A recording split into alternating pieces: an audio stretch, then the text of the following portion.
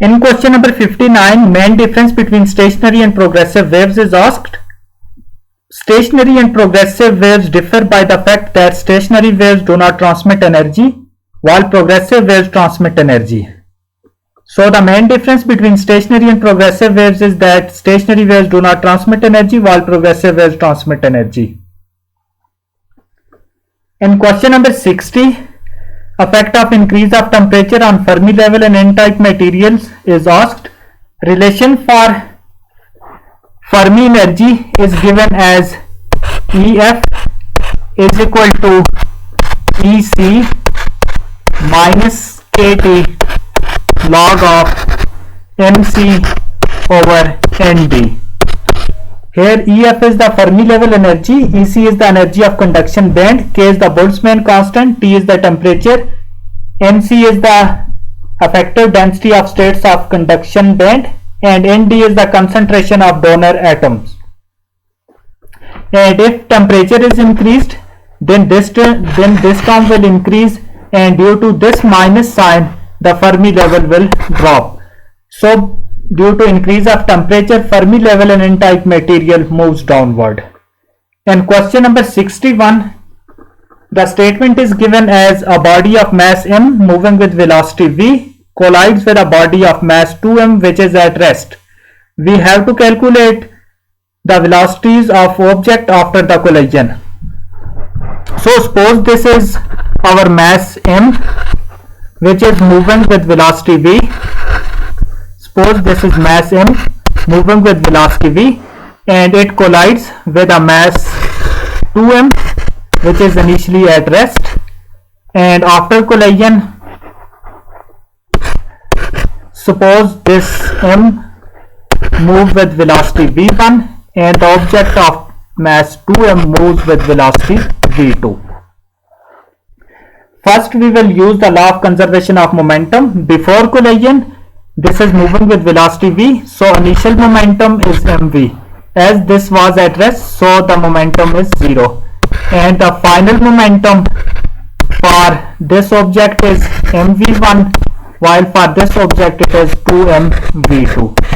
And we can write this equation in simple form as v is equal to v1 plus 2v2. Let's name it equation number 1. As in the statement it is given that the collision is a head-on collision, so we can use the property in head-on collision the difference in final velocities is equal to the initial velocity of object, that is v2 minus v1 is equal to v. Let's name it equation number 2.